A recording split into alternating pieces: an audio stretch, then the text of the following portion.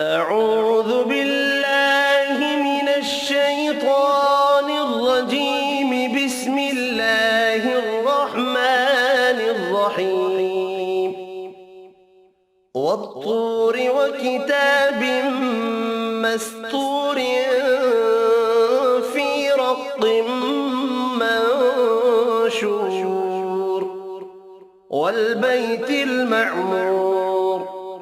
والسقف المرفوع والبحر المسجور إن عذاب ربك لواقع ما له من دافع يوم تمور السماء مورا وتسير الجبال سيرا فويل يومئذ للمكذبين الذين هم في خوض يلعبون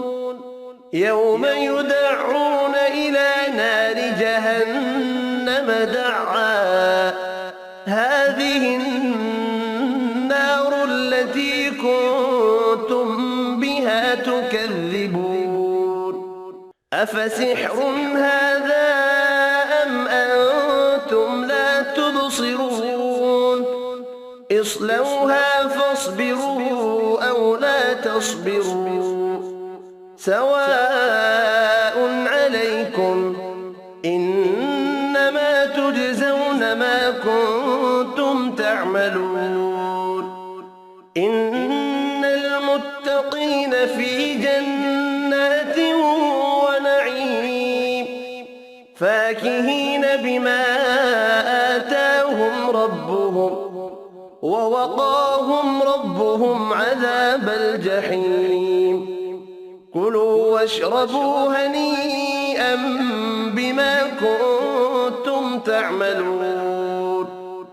متكئين على سرر مصفوفة وزوجناهم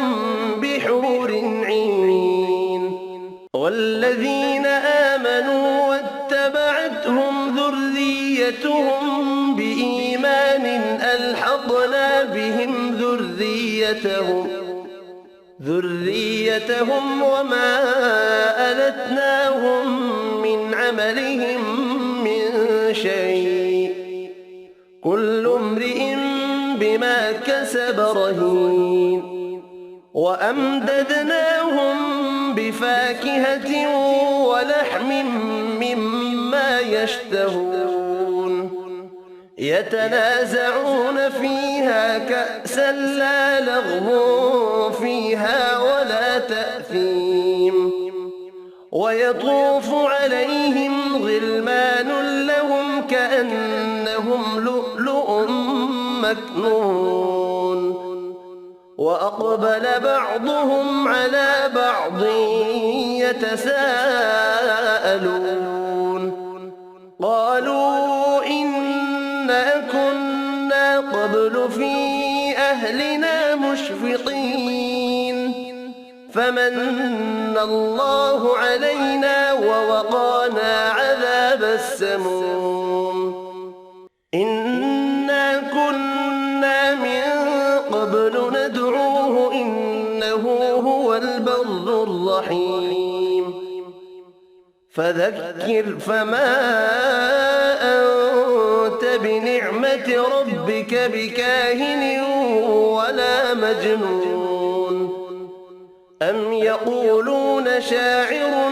نتربص به ريب المنون قل تربصوا فإني معكم من المتربصين أم تأمرهم أحلامهم بهذا أم هم قوم طاغون أم يقولون تقوله بل لا يؤمنون فليأتوا بحديث مثله إن كانوا صادقين أم خلقوا من غير شيء أم هم الخالقون أم خلقوا السماوات والأرض بل بل لا يوقنون أم عندهم خزائن ربك أم هم المسيطرون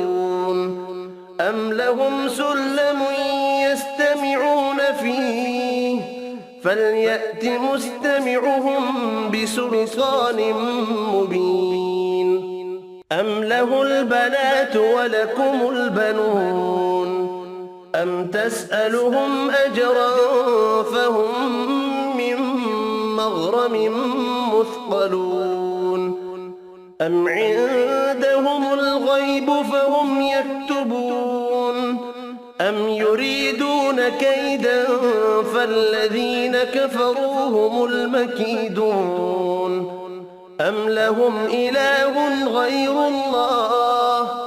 سبحان الله عما يشركون وإن يروا كسفا من السماء ساقطا يقولوا سحاب مركوم فذرهم حتى يلاقوا يومهم الذي فيه يصعقون يوم لا يغني عنهم كيدهم شيئا ولا هم ينصرون وإن للذين ظلموا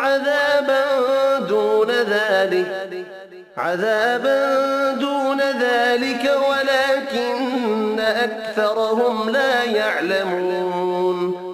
واصبر لحكم ربك فإنك بأعيننا وسبح بحمد ربك حين تقوم ومن الليل فسبحه وإدبار النجوم صدق الله العظيم.